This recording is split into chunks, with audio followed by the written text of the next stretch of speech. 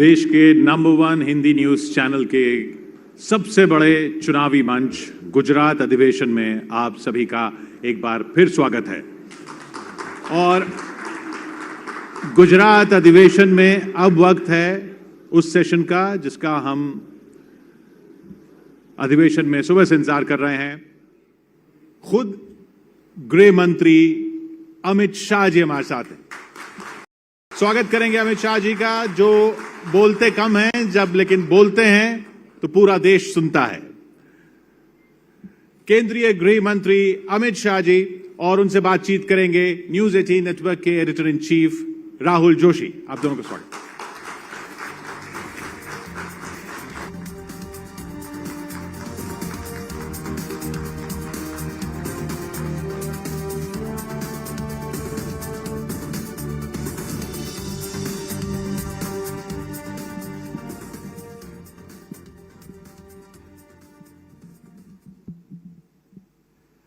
अमित शाह जी, आपका गुजरात अधिवेशन में आपका स्वागत है। ये एक्सक्लूसिव इंटरव्यू न्यूज़ 18 ग्रुप को देने के लिए आपका बहुत बहुत धन्यवाद।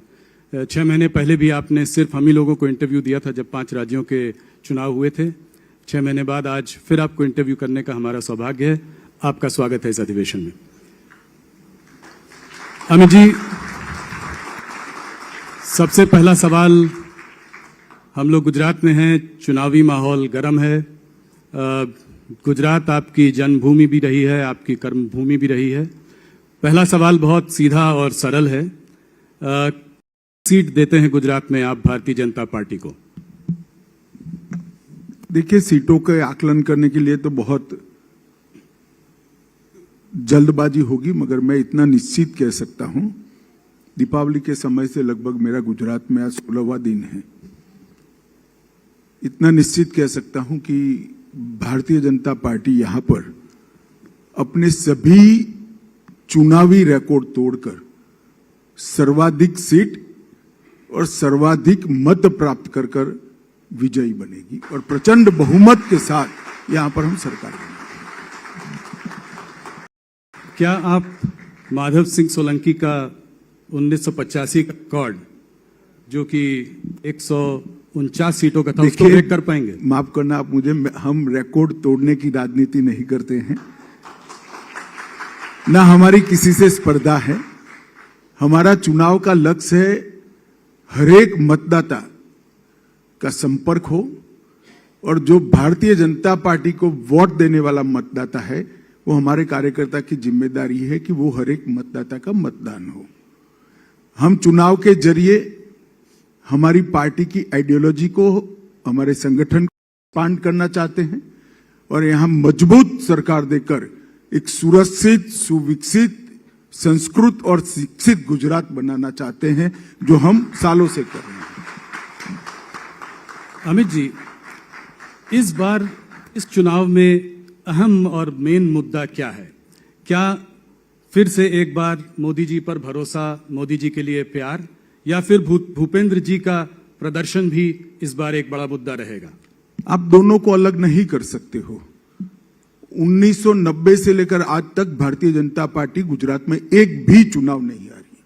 ये भारतीय जनता पार्टी का क्लियर कट रिकॉर्ड है, और आप सभी जर्नलिस्टों को मालूम पड़ना चाहिए, जब कभी भी हम चुनाव के मैदान में भारतीय जनता पार्टी गुजरात के कार्यकर्ता गए, हमने विजय प्राप्त की है।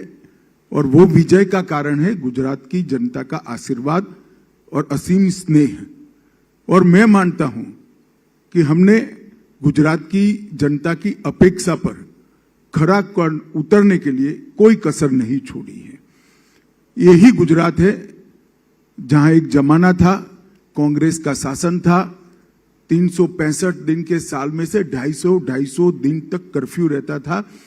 गुजरात के 20 साल के लड़के को अगर पूछ ले कि भैया कर्फ्यू क्या होता है, तो जनरल नॉलेज में वो फेल हो जाएगा। जनरल नॉलेज के एग्जाम में उसने कर्फ्यू देखा ही नहीं। मैं खुद विद्यार्थी परिषद के काम के लिए पोरबंदर गया था। एक लेमरेटा स्कूटर के पीछे बैठकर मैं जा रहा था।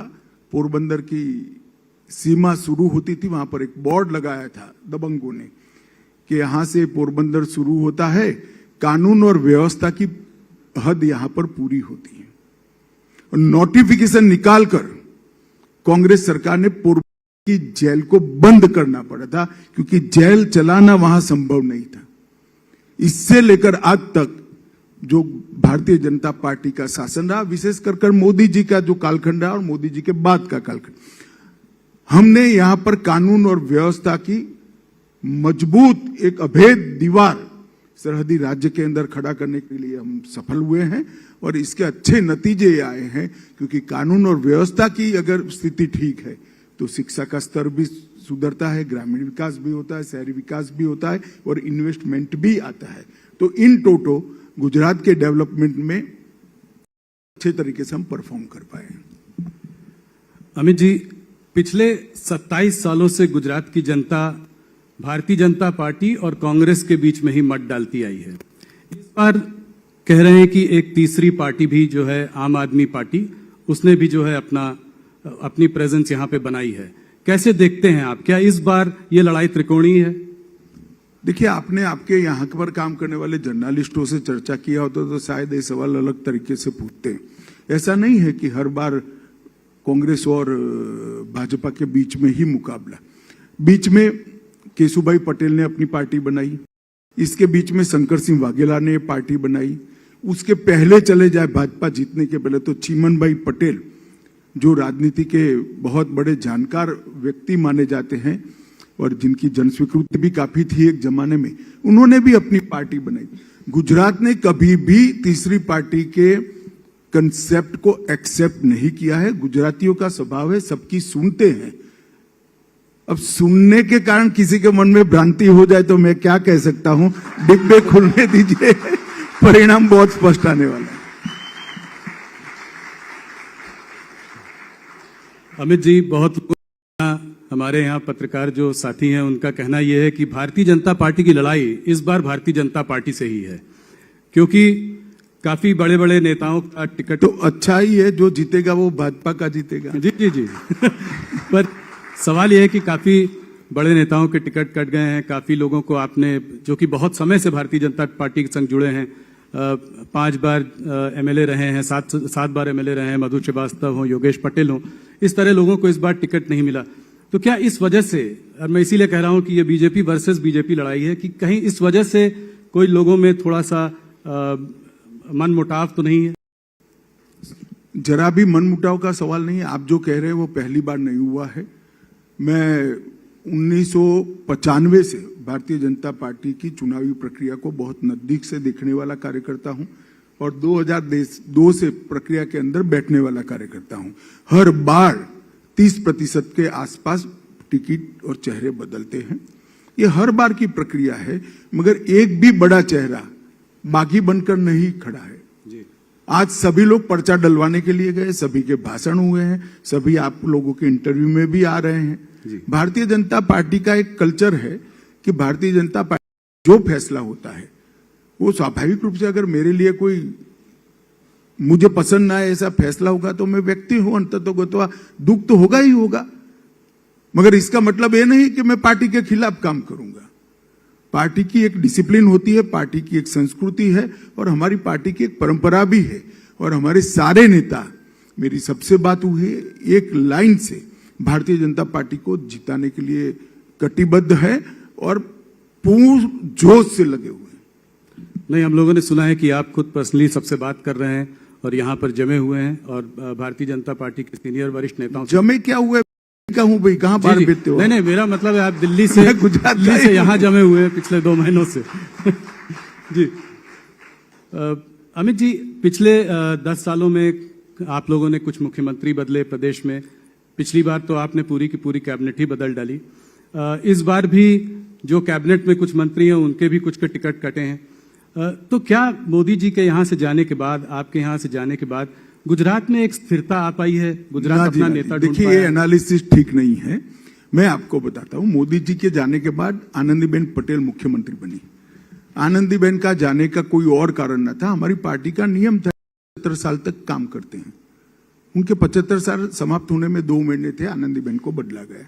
उसके बाद में विजय भाई आए, विजय भाई पूरे 5 साल अपने पूरे किए और भूपेंद्र भाई कर रहे हैं। भूपेंद्र भाई के नेतृत्व में ही हम चुनाव लड़ रहे हैं। इसके बाद भूपेंद्र भाई को ही मुख्यमंत्री बनना है। अस्थिरता का सवाल कहां है? कोई सवाल ही नहीं पैदा होता अस्थिरता। मेरा एक सवाल ये भी आने वाला था कि क्या भूपेंद्र जी ही वापस मुख्यमंत्री बनेंगे, उसका हाँ जी, मैंने कह ही दिया। जी, जी। भारतीय जनता पार्टी का बहुमत आएगा तो श्री भूपेंद्र पटेल ही मुख्यमंत्री बनेंगे, इसमें कोई दो राय नहीं। एक चीज देखी गई है पिछले कुछ सालों में कि ये एक फ्रीबीज की राजनीति चालू हुई है। आप लोगों ने उसके अगेंस्ट मतलब बहुत जोरों से बोला भी है, मोदी जी ने भी कहा है, उसको रेवड़ी की राजनीति बताया है। मगर नई पार्टियां आती हैं और जो है ऐलान करना शुरू कर देती हैं, इलेक्ट्रिसिटी मुफ्त, हेल्थ केयर मुफ्त, एजुकेशन मुफ्त, 1000 रुपए यहां देंगे, 3000 रुपए वहां देंगे। इस तरह की राजनीति के बारे में आप क्या कहना चाहेंगे? देखिए, गुजरात है, यहाँ एनालिसिस करने वाले लोग हैं, पढ़ने वाले लोग हैं, समझने वाले लोग हैं और सोच समझकर एनालिसिस कर गुजरात की जनता फैसला लेती है। अब तक जो वादे किए गए इसका योग बताए तो गुजरात का बजट 2,40,000 करोड़ है और वादे हो गए हैं 3,52,000 करोड़ के। नई इनकम कुछ नहीं करनी है, पुराना बजट एज इट इज और 3,52,000 करोड़ लाना है। कोई बता दे जरा कैसे लाएंगे, इसका तो हिसाब दे। ये गुजरात की जनता समझती है। और कुछ वादे तो इतने हास्यास्पद है, हम प्राथमिक शिक्षा को फ्री करेंगे। हमारे यहाँ 1960 से प्राथमिक शिक्षा फ्री है, अब क्या फ्री करोगे भाई तुम? फ्री है। उनको ये भी मालूम नहीं यहाँ क्या चल रहा है, स्वाभाविक है यहाँ के नहीं है तो, परंतु थोड़ा स्टडी तो करना चाहिए। जब फ्रीबीज की बात होती है तो केंद्रीय सरकार फ्रीबीज दे रही है, कहीं ऐसा जैसे कि फ्री राशन दे रहे हैं आप, उसकी आपकी व्यवस्था बनी हुई है, फ्री सिलेंडर आप भी दे रहे हैं, तो इसको आप कैसे देखते हैं? क्या ये फ्रीबीज नहीं? देखिए, दो चीजों में तत्वतः फर्क है। जैसे भारत सरकार की सो कॉल्ड फ्रीबीज, किसी को घर देना, किसी को गैस का कनेक्शन देना, किसी के घर में लाइट पहुंचाना, किसी को आयुष्मान भारत का कार्ड देना और अब अंत में आपने जो कहा कोरोना के बाद उनको फ्री राशन देना, किसी को बिजली देना, ये रेवड़िये बांटना नहीं है। बिजली का बिल न देना रेवड़िये बांटना है। किसी को घर देना मैं नहीं मानता रेवड़ी बांटना है। ये इसके जीवन स्तर को उठाने का प्रयास है। जो आजादी के 70 साल तक कांग्रेस ने 60 साल तक शासन किया वो नहीं कर पाए, वो हम करें। मगर फिर घर का टैक्स हम माफ नहीं करते, इसका हम शौचालय बना देते हैं क्योंकि अधिकार है 75 साल के बाद एक महिला का कि घर में शौचालय हो, उसको एम्ब्रेसमेंट ना हो सुबह, मगर हम शौचालय का रिपेयरिंग नहीं कर देते। और जहां तक मुफ्त में अनाज देने की बात है, आप सभी को मालूम है, पूरा देश जानता है, पूरी दुनिया जानती है कि कोरोना के बाद एक लिंगरिंग फेज में स्लो डाउन रहा है, जिसकी सबसे बुरी असर किसी पर पड़ी है तो देश के गरीबों पर पड़ी है। सोसाइटी का कोई भी सेगमेंट कुदरती आपत्ति के कारण, महामारी के कारण अगर किसी भी तरह से प्रभावित होता है तो शासन की जिम्मेदारी है, नैतिक जिम्मेदारी है इसको मदद करना। जैसे बाढ़ आती है, सूखा आता है, साइक्लोन आता है तो हम मदद करते, वो फ्रीबीज नहीं है, उसका सपोर्ट है। तो ये दोनों को मिक्सअप नहीं। वोट के लिए रेवड़िया बांटना अलग बात है और किसी का जीवन स्तर ऊपर उठाने के लिए एक बार उसको मदद कर इसको अच्छे जीवन जीने का इंफ्रास्ट्रक्चर देना अलग बात है। दोनों कोई बीच में मूलतः अंतर है और मैं मानता हूं देश की जनता इसको जानती है।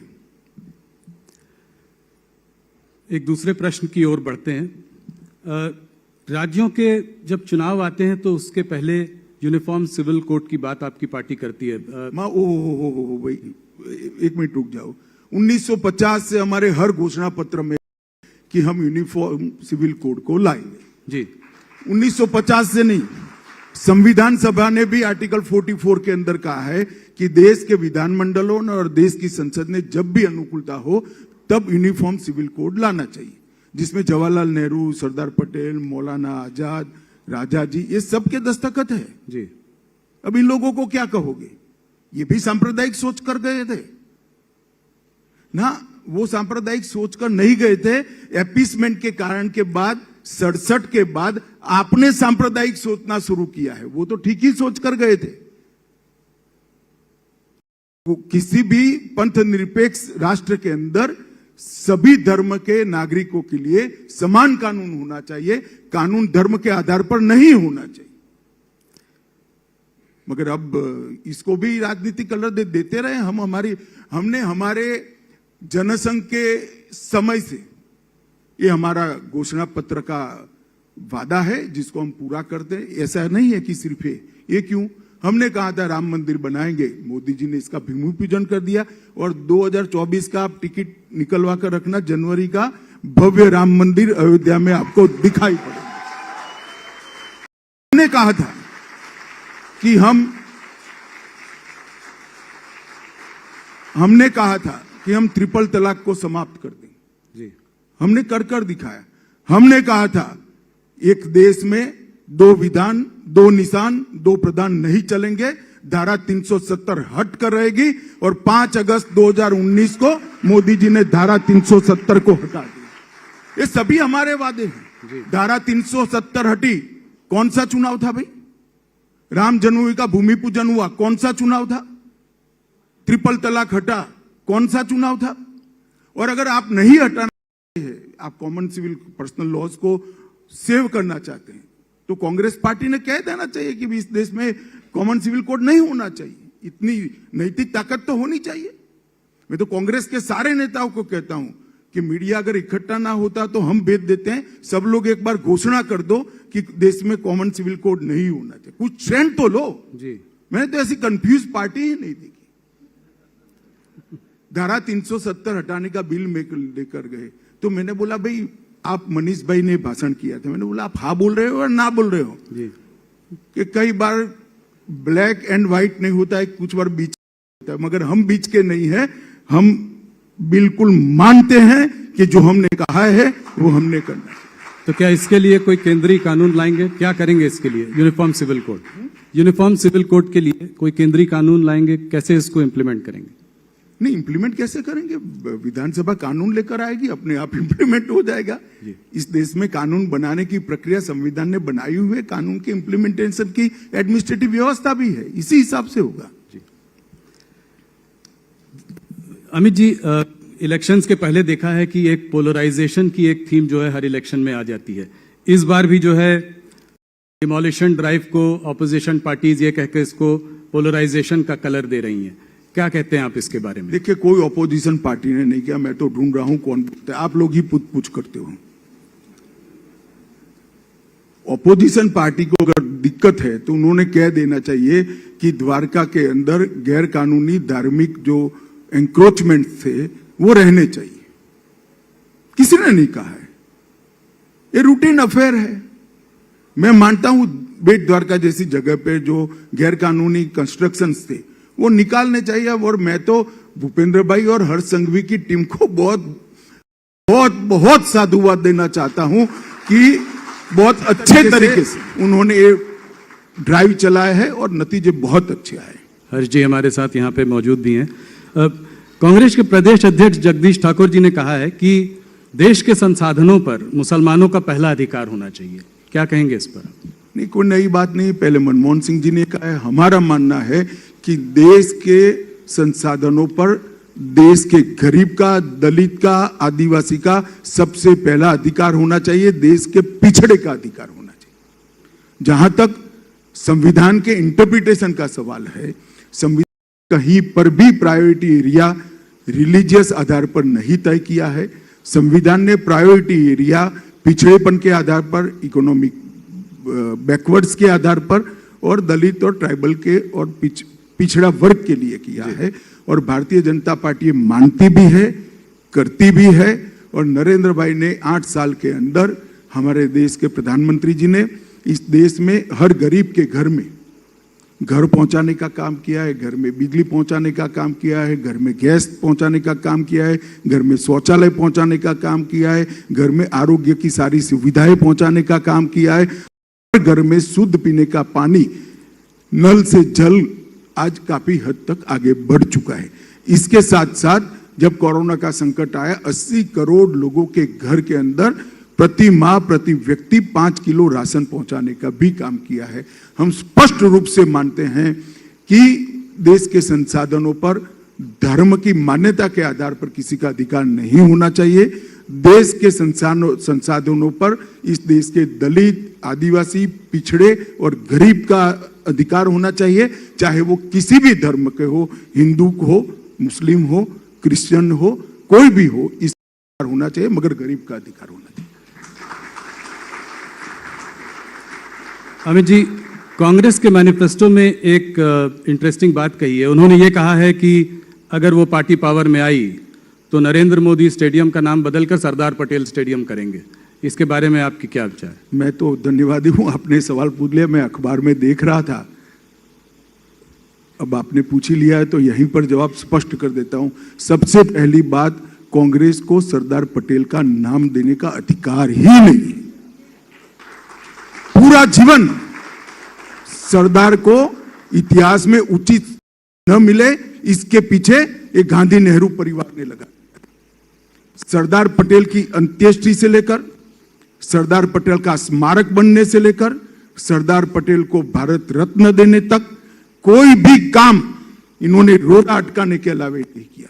नरेंद्र भाई ने विश्व की सबसे बड़ी ऊंची प्रतिमा यहां पर सरदार साहब के स्मारक में बनाई। क्या बात कर रहे हो, सरदार साहब किया। नरेंद्र भाई ने देश भर के 8.5 करोड़ किसानों के औजारों का लोहा पिघलाकर किसान नेता सरदार पटेल का, लौह पुरुष सरदार पटेल का विश्व का सबसे बड़ा पुतला बनाने, एक भी कांग्रेसी नेता आज तक वहां पर पुष्पांजलि करने नहीं गया। प्रतिमा किसने भी बनाई हो, आपके शासन में बहुत सारी प्रतिमा बनी है महापुरुषों की, हम जाते हैं, आदर भाव व्यक्त करते हैं। क्योंकि ये प्रतिमा सरदार पटेल की नरेंद्र भाई ने बनाई इसलिए आप नहीं जाते, ऐसा नहीं है। क्योंकि ये सरदार पटेल की प्रतिमा है इसलिए कांग्रेसी नहीं जाते। और सरदार पटेल को हमेशा अन्याय करने का काम एक कांग्रेस पार्टी ने। सरदार पटेल के नाम पर ना कोई योजना बनी, ना कोई बड़ा स्मारक बना, ना आपने भारत रत्न दिया। जब कांग्रेस गई तब जाकर भारत रत्न मिला सरदार पटेल को। और आज आप सरदार पटेल की एडवोकेसी कर दो। और जहां तक स्टेडियम का सवाल है, मैं स्पष्ट कर दूं, वहां पर एक स्टेडियम था और आज वहां पर एक स्टेडियम बना है जिसका नाम नरेंद्र मोदी स्टेडियम है। परंतु कांग्रेस झूठ प्रचार कर रही है। वहां पर एक कॉम्प्लेक्स बना है, स्पोर्ट्स कॉम्प्लेक्स बना है, जिसमें टोटल 18 स्टेडियम बनने वाले हैं। उसमें से एक नरेंद्र मोदी स्टेडियम है और वो पूरे स्पोर्ट्स कॉम्प्लेक्स का नाम सरदार पटेल स्पोर्ट्स कॉम्प्लेक्स रखा गया है। सरदार पटेल के नाम को, उनकी स्मृति को हमने एक्सपांड कर एक 18 स्टेडियम में लगाने का काम ये भारतीय जनता पार्टी की सरकार है। जिनके पास कोई मुद्दे नहीं होते हैं वो इस प्रकार के मुद्दे। और क्या समझते हो आप गुजरात की जनता? गुजरात की जनता आपके झूठी बातों में आ जाएगी। नरेंद्र भाई मोदी के प्रधानमंत्री बनने के बाद, भारतीय जनता पार्टी की सरकार बनने के बाद सरदार पटेल की फोटो लगाना शुरू किया है। 50 साल तक कांग्रेस के स्टेज के पीछे कभी सरदार पटेल की फोटो हमने नहीं देखी। 50 साल तक कांग्रेसियों के मुंह से सरदार पटेल का नाम हमने नहीं सुना। इतना बड़ा स्मारक बना, एक भी कांग्रेसी नेता वहां पुष्पांजलि करने नहीं गया और आप सरदार पटेल की बात करते हो। भाई, भारतीय जनता पार्टी का हर कार्यकर्ता मानता है कि सरदार पटेल न होते तो आज ये देश का स्वरूप न होता, देश अखंड न होता, देश का आज का संविधान भी न होता। सरदार पटेल के योगदान के लिए हमें कांग्रेस से सीखने की जरूरत नहीं है, न इनकी स्मृति के लिए कुछ करने की जरूरत है। वही स्टेडियम पर एक बहुत बड़ा स्पोर्ट्स कॉम्प्लेक्स बनाकर सरदार पटेल स्पोर्ट्स कॉम्प्लेक्स उसका नाम रखा गया है और वहां आने वाले दिनों में चुनाव के बाद द्रुत गति से शुरू हो जाएगा। 18 अलग अलग खेलों के स्टेडियम बनेंगे। अगर हम ढंग से परफॉर्म कर पाए तो वहां पर ओलंपिक भी होगा। विश्व का Olympic Sardar Patel sports complex के अंदर होगा।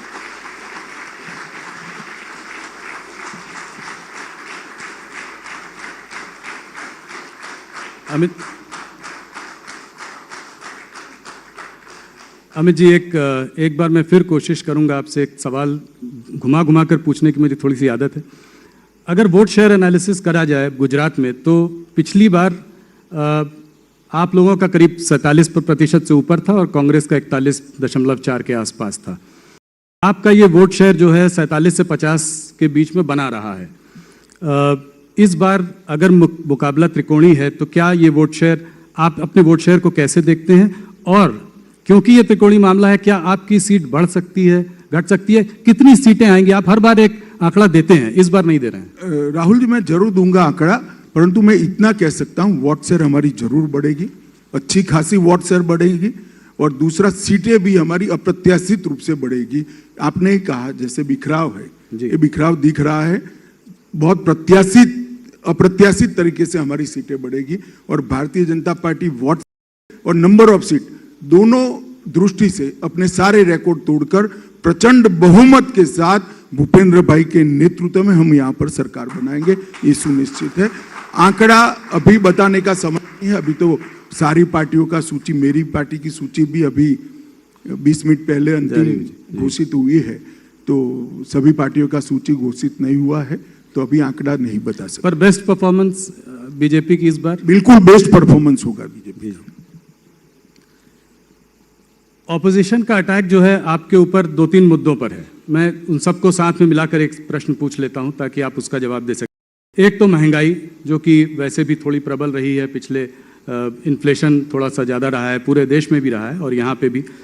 दूसरा बेरोजगारी और तीसरा करप्शन, ये 3 मुद्दे उठाते रहते हैं। तो मैंने सोचा कि इसको मिला जुला कर आपसे एक सवाल पूछूं। देखिए, जहां तक करप्शन का सवाल है, कांग्रेस की 10 साल की सरकार, सोनिया मनमोहन की सरकार देश ने देखी है। 10 साल में 12 लाख करोड़ के घपले, घोटाले, भ्रष्टाचार और इसकी एक अनंत लंबी सूची इस देश की जनता ने महसूस की है।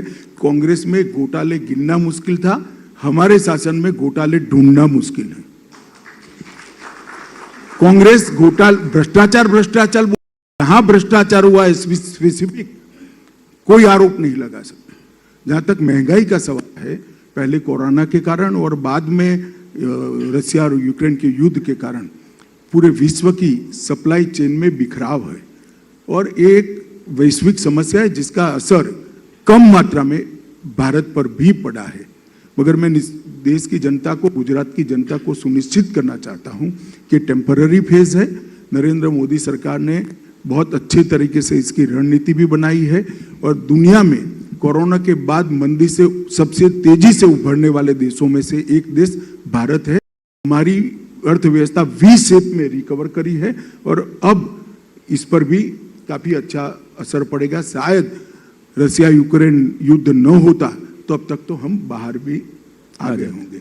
बेरोजगारी के लिए भी नरेंद्र भाई ने ढेर सारे कदम उठाए हैं और गुजरात में तो विशेषकर उठाए, हमारी डबल इंजन की सरकार ने उठाए हैं।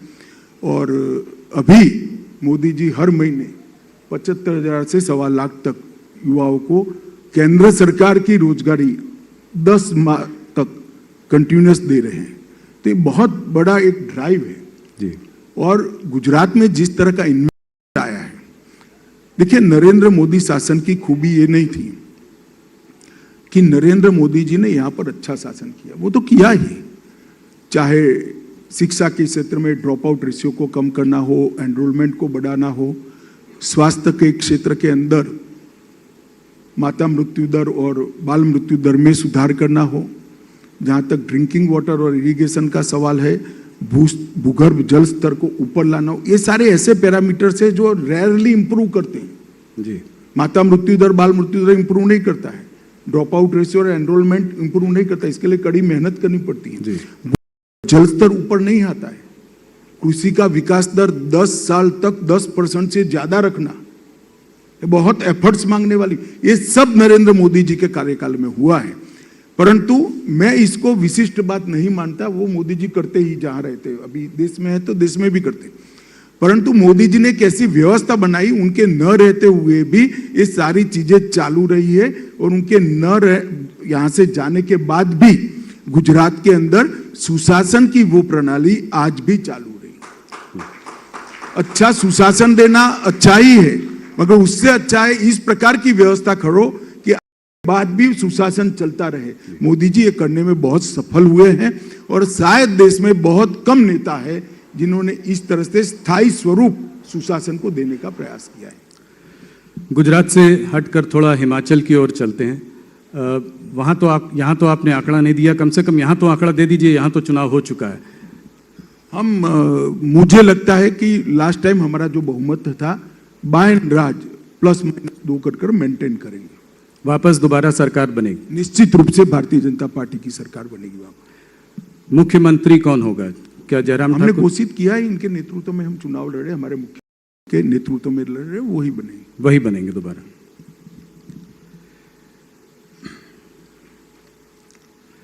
थोड़ा सा आपका समय मुझे कम मिलता है, बहुत कम आप इंटरव्यू देते हैं। थोड़ा सा राष्ट्रीय मुद्दों पर बात करें और प्रदेशों की तरफ भी एक नज़र डाल लें। भारत जोड़ो यात्रा, राहुल गांधी जी ने ये भारत जोड़ो यात्रा शुरू की। क्या आपको लगता है कि इस यात्रा की वजह से राहुल जी का कोई एक ज़्यादा गंभीर चेहरा लोगों के सामने आया है? इस यात्रा को आप कैसे देखते हैं? देखिए, इसका पॉलिटिकल एनालिसिस तो कुछ समय के बाद सातत्यपूर्ण तरीके से गिरता रहती है, इसके आधार पर ही होगा। परंतु मैं तो पुरुषार्थ का समर्थक व्यक्ति हूं। कोई भी व्यक्ति पुरुषार्थ करता है, अच्छा ही है। आप अगला चुनाव जो है, जो कि बहुत महत्वपूर्ण चुनाव आपके लिए होगा, वो होगा कर्नाटका का चुनाव। तो कर्नाटक में आप अपनी स्थिति को कैसे देखते हैं? क्या वहां पर भी थोड़ा एंटी इनकम्बेंसी फैक्टर ज्यादा है इस वक्त? देखिए, कर्नाटक में गत चुनाव में हमें 8 सीटें कम पड़ी थी जी। क्लियर कट मैंडेट हमें नहीं मिला था। तो अब वहां पर ऑपोजिशन में बिखराव तो वहां पर भी है और हमारी सरकार भी प्रयास कर रही है। मुझे लगता है कि गुजरात और हिमाचल के परिणामों का बहुत अच्छा असर कर्नाटक पर भी होगा और हमारी पार्टी ने, वहाँ के संगठन ने एक कार्य योजना भी बनाई है चुनाव तक किस तरह से पार्टी को नीचे के स्तर पर मजबूत करना और पार्टी के चुनावी तंत्र को कैसे ठीक ठाक कर ऑफेंसिव तरीके से चुनाव में जाने के लिए। वहां पे भी कुछ बदलाव करेंगे जैसे और जगहों पे आपने किए हैं एंटी इनकम्बेंसी को टैकल करने के लिए? नहीं, अभी इस प्रकार का कोई निर्णय नहीं हुआ, कोई चर्चा भी नहीं। मैं एक सवाल आपसे कश्मीर पे पूछना चाह रहा हूं। आपने वहां पे आर्टिकल 370 जो है रिमूव किया, काफ़ी टेररिज्म पर आपने जो है काबू पाया, बहुत डेवलपमेंट स्कीम्स भी अनाउंस करी। आगे क्या होगा? ये इलेक्शंस कब होंगे? क्या 2023 में हम कश्मीर में चुनाव देखेंगे?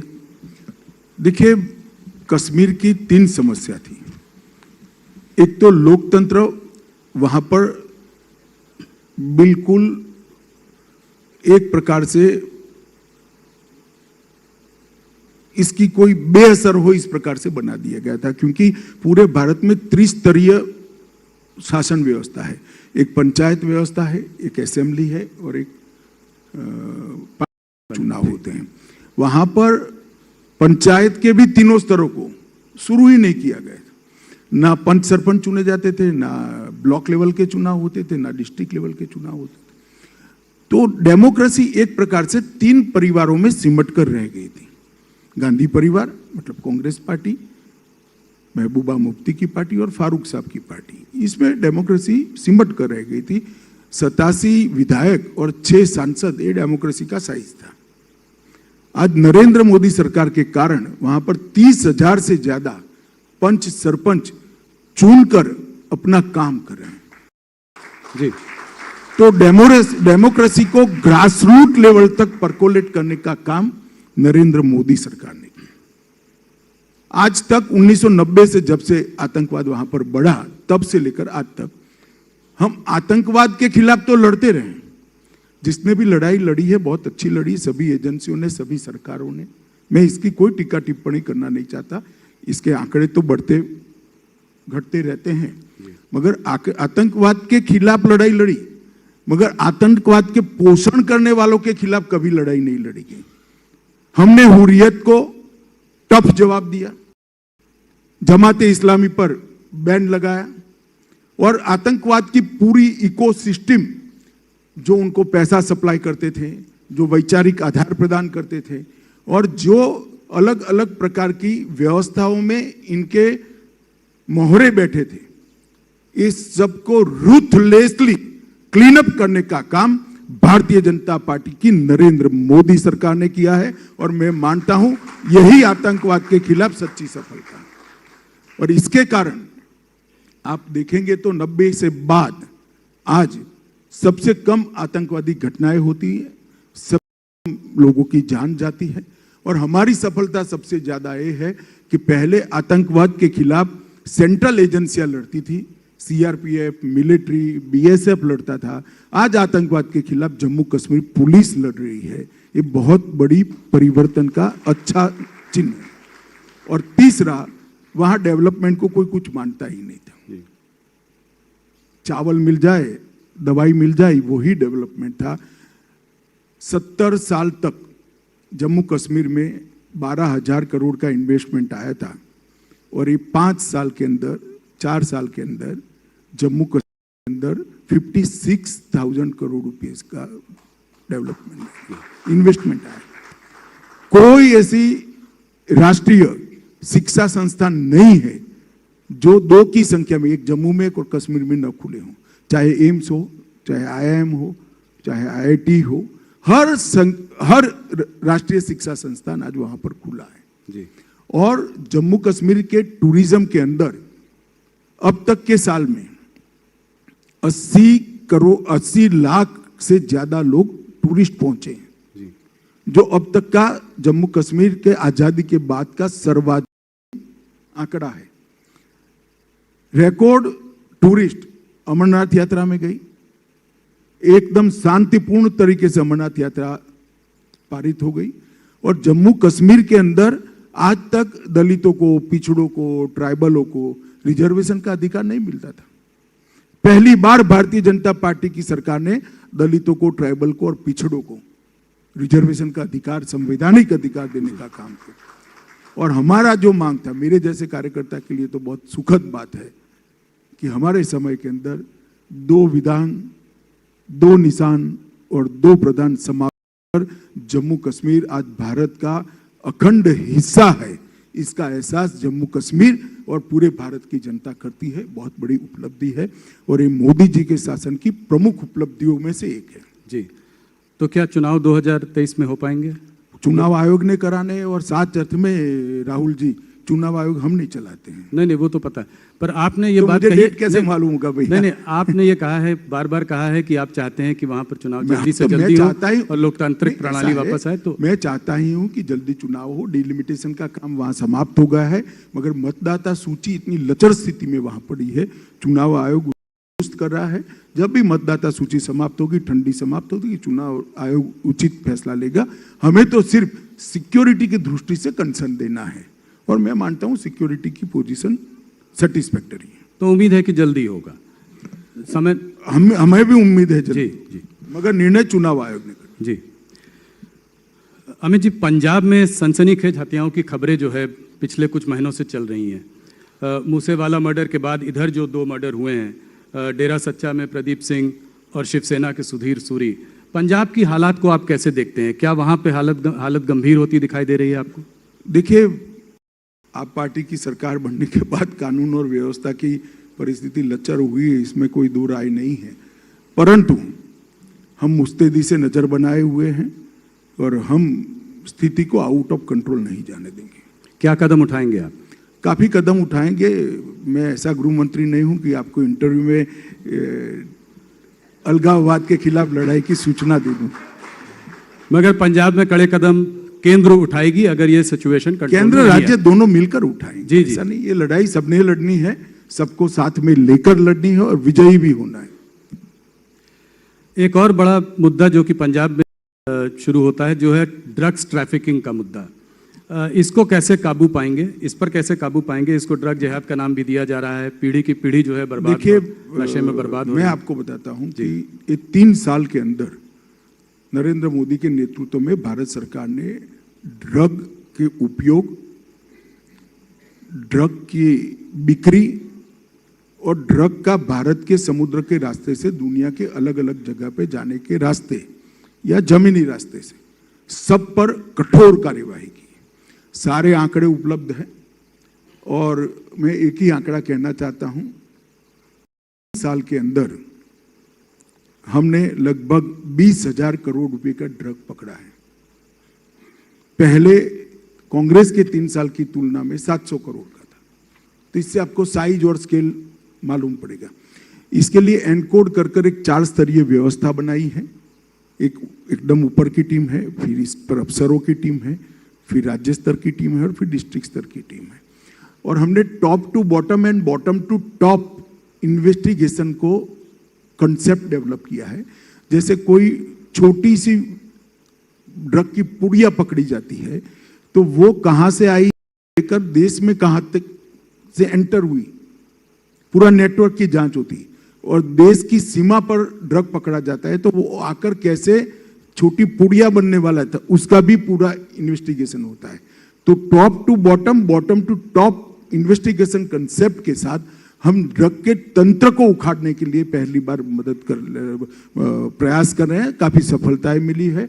इसमें भी मैं गुजरात सरकार को बहुत बहुत साधुवाद देना चाहता हूं, भूपेंद्र जी और हर्ष यहाँ बैठा है, हर्ष को, क्योंकि गुजरात सरकार ने न केवल गुजरात के अंदर एंटर हुए ड्रग को पकड़ा है, गुजरात के दरिया से लंका जाते हुए ड्रग को भी पकड़कर बहुत बड़ा काम किया और बड़ी मात्रा में सीजर हुआ है और अच्छा इन्वेस्टिगेशन किया है, जिसके कारण दिल्ली, पंजाब और हिमाचल ये तीनों राज्यों में बड़े नेटवर्क का भंडाफोड़ हुआ है। ड्रग के खिलाफ जीरो टॉलरेंस की हमारी नीति है और मोदी जी ने संकल्प लिया है कि 2047 के पहले हम भारत को ड्रग फ्री बनाएंगे। नशा मुक्त भारत का हमारा संकल्प सुनिश्चित है। ड्रग ट्रैफिकिंग को देखकर ये बात तो करीब करीब साफ है कि इसके पीछे पाकिस्तान का हाथ है। एक अनस्टेबल पाकिस्तान न्यूक्लियर कहना ठीक नहीं होगा। अफगानिस्तान से, पाकिस्तान से रास्ते भी आता है, बर्मा के रास्ते भी ड्रग आता है। तो रास्ते अनेक है, मगर कोई भी राज्य हो, अस्थिरता होती है तो इस प्रकार के कामकाज को बढ़ावा मिलता ही है। जी, पाकिस्तान एक अनस्टेबल देश भी है। इससे हमारे देश को आप क्या खतरा देखते हैं?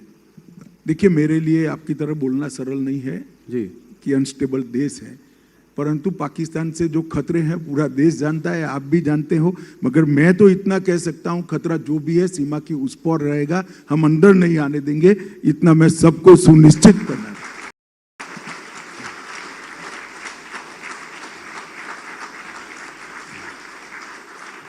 जो एरिया कश्मीर का पाकिस्तान के पास है, जिसको कि हम पाकिस्तान ऑक्यूपाइड कश्मीर कहते हैं, उसको वापस लेने के लिए क्या कदम उठाएगी सरकार? क्या आशा कर सकते हैं हम? देखिए, ऐसे कदमों की सार्वजनिक चर्चा नहीं होती है, मगर भारत का संपूर्ण रूप से मानना है, हमेशा से मानना रहा है, आज का नहीं है, हमेशा से मानना रहा है। हमारी पार्लियामेंट का संकल्प है कि हमारा हिस्सा है। अक्साई चीन पर भी चीन का कब्जा है। एक मुझे मालूम है आप क्या कहने वाले, कोई टाइटल इसमें निकलेगा, रॉन्ग नंबर डायल कर रहे हो राहुल। नहीं, पर फिर भी एक विस्तारवादी चीन एज अ कंट्री हमारा बहुत स्पष्ट मत है। जो हमारे देश की संसद ने इन दोनों विषयों पर जो प्रस्ताव पारित किए हैं, भारतीय जनता पार्टी अडिगता के साथ संसद के वो प्रस्ताव के साथ खड़ी है। एक दूसरा नंबर डायल करने की कोशिश करता हूं। क्या भारत की छवि जो है पूरे विश्व में बहुत अच्छी रही है। यूक्रेन और रूस के बीच में बड़े बड़े देशों ने कहा है कि भारत को जो है मीडिएट करना चाहिए। क्या आपको लगता है कि रूस और यूक्रेन के युद्ध में भारत मीडिएट करना? देखिए, मैं इतना ही कहना चाहता हूं, आगे क्या होगा वो तो डिप्लोमेसी के लेवल पर तय होगा। जो होगा और परिणाम आएगा वो सबके सामने आएगा। परंतु मैं भी सालों से भारत की डिप्लोमेसी को एक विद्यार्थी के रूप में देख रहा हूं। हमने कभी ऐसा नहीं देखा कि भारत के 35,000 बच्चे यूक्रेन में पढ़ने के लिए फंसे हो और भारत के प्रधानमंत्री यूक्रेन और रशिया के राष्ट्राध्यक्षों से बात करें कि भैया हमारे बच्चों को हमें वापस लाना है, आप थोड़ा गोलाबारी 2-3 दिन के लिए बंद करो और 72 घंटों दो देश के युद्ध का सीज फायर हो जाए। ये हर भारतीय के लिए गौरव की बात है। ये भारत के प्रभाव का परिचायक। और अब G20 मोदी जी आज गए हैं, G20 की चेयरमैनशिप भारत के पास आ रही है। ये साल पूरी दुनिया के मतलब कंट्रीब्यूट करने का भारत का साल है। हम सब भारतवासी इससे बहुत आशान्वित हैं। अमित जी, एक ग्लोबल नैरेटिव ऐसा भी बन रहा है वेस्टर्न मीडिया में, खास करके माइनॉरिटीज़ को लेकर, कि मुसलमानों को यहाँ पर सताया जा रहा है। ये जो एक साजिश चल रही है, इनफैक्ट एक अमेरिकन स्कॉलर साल्वाटोर बेबॉन्स यहाँ आए थे देश में, तो उन्होंने कहा कि जो है भारत का बुद्धिजीवी वर्ग जो है वो एंटी इंडिया है। क्या ऐसा आप मानते हैं? ये ऐसा नैरेटिव क्यों बन रहा है? इसके पीछे क्या साजिश है? देखिए, तो एनालिसिस का सवाल है। मैं ये मान सकता हूं कि अगर किसी को स्पेशल फेवर मिलती थी तो हमारे राज्य में वो नहीं मिलेगी, हमारे शासन में नहीं मिलेगी। और ये हमारे संविधान का स्पिरिट, किसी को स्पेशल फेवर नहीं मिलनी चाहिए। Justice for all, appeasement to none, ये भारतीय संघ का मूल सूत्र है और हम उसी पर चल रहे हैं। किसी को अन्याय नहीं करेंगे, मगर किसी का अपीसमेंट, तुष्टीकरण भी नहीं करेंगे। ये देश संविधान के हिसाब से चलना चाहिए और संविधान के स्पिरिट से हिसाब से चलना चाहिए। अब किसी को स्पेशल फेवर बंद होती है, इसको आप अन्याय कहते हो, तो आपको अन्याय की डेफिनेशन बदलनी चाहिए, उनकी डेफिनेशन बदलनी चाहिए।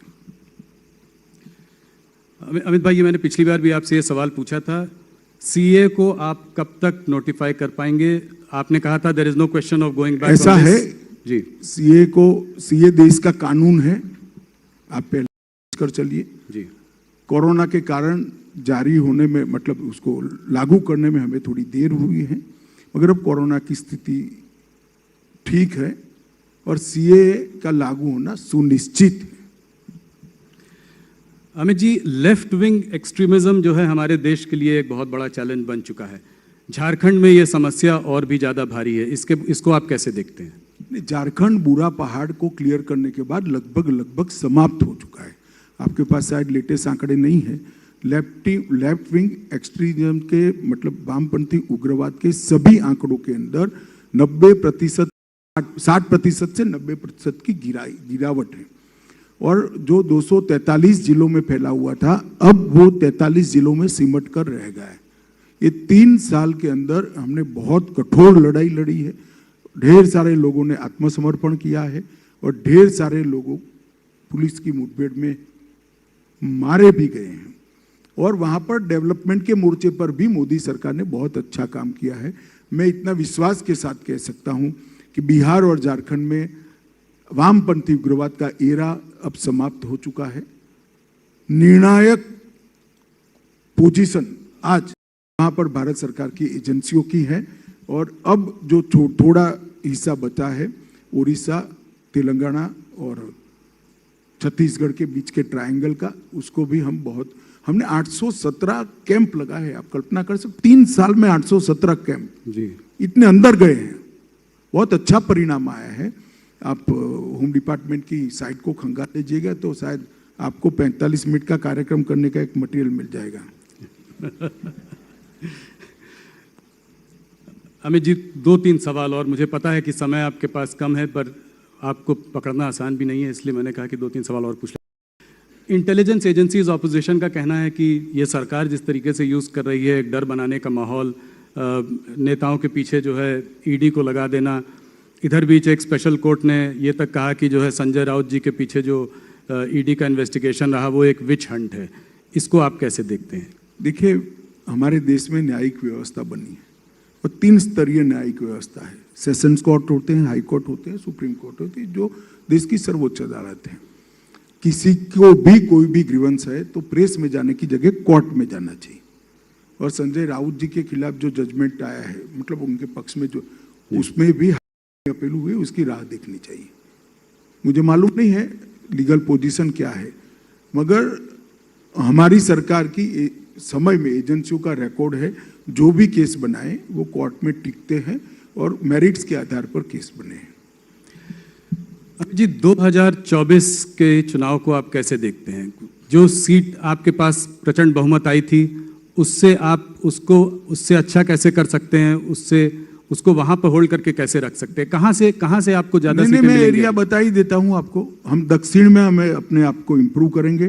तेलंगाना, तमिलनाडु और आंध्र के कुछ में हम अच्छा परफॉर्म करेंगे, परिणाम लाएंगे। इसके साथ साथ उड़ीसा में हम बहुत अच्छा इंप्रूव करेंगे, बंगाल में हम बहुत अच्छा इंप्रूव करेंगे। 18 सीट से ज्यादा हैं? बंगाल में और ज्यादा? हाँ, बहुत अच्छा इंप्रूव करेंगे। और बिहार में अब जगह हमारी बढ़ गई है तो स्वाभाविक रूप से इंप्रूवमेंट होगा। दोनों के हमारा साथ आने रिकॉर्ड के रहा बावजूद- है कि हमने 2019 में एनडीए के साथ 2/3 बहुमत प्राप्त किया।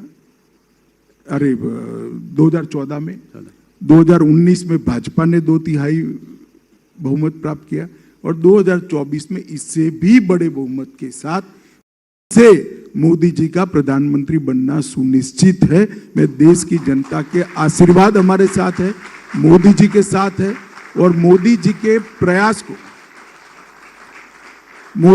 प्रयास को देश के अर्थतंत्र को मजबूत बनाने का प्रयास, देश के अर्थतंत्र को 11वें पायदान से 5वें पायदान पर लाने का रिजल्ट और देश को मैन्युफैक्चरिंग हब बनाने का रिजल्ट देश की पूरी जनता जानती है।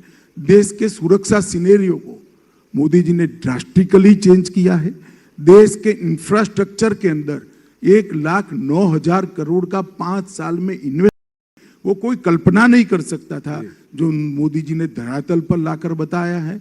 और हर क्षेत्र के अंदर, चाहे पर्यावरण हो, चाहे कानूनी सुधार हो, चाहे कानून रिपील करने हो और चाहे दुनिया की सभी समस्याओं में लीड देना हो, पूरी दुनिया मोदी जी की ओर बहुत आशा के साथ दिख रही है। तो मोदी जी की एक ग्लोबल लीडरशिप को देश की 130 करोड़ की जनता एक्नॉलेज करती है और मुझे भरोसा है कि हम और अच्छे बहुमत के साथ 24 में फिर से मोदी जी के नेतृत्व में सरकार बनाएंगे और देश अपने सभी लक्ष्यों को प्राप्त करेगा। अमित जी, आपने हमको इतना समय दिया। आपको, आपकी इस इंटरव्यू को पूरे देश में हमारे सारे चैनल में हर भाषा में देखा गया है। आपके इस समय के लिए आपका बहुत बहुत धन्यवाद। आपने इस बार फिर हमको पहले नेशनल चैनल को इस इंटरव्यू को दिया, इसके लिए आपका बहुत बहुत धन्यवाद। Thank you. मुझे यहाँ बुलाकर मंच देने के लिए टीवी 18 का बहुत बहुत आभार। और गुजरात की जनता को मैं अपील करना चाहूंगा, जिन्होंने किया है इन पर भरोसा रखना, वो ही करेंगे, वो ही गुजरात को मजबूत बनाएंगे, वो ही गुजरात को नंबर 1 बनाएंगे। जिन्होंने किया है इस पर भरोसा रखना। धन्यवाद। बहुत बहुत धन्यवाद। देश के गृह मंत्री अमित शाह जी हमारे साथ थे। अमित जी, मैं गुजारिश करूंगा, राहुल जी से गुजारिश करेंगे कि केंद्रीय गृह मंत्री अमित शाह जी को धन्यवाद दें इस मंच पर, हमारे मंच पर आने के लिए। अमित शाह जी।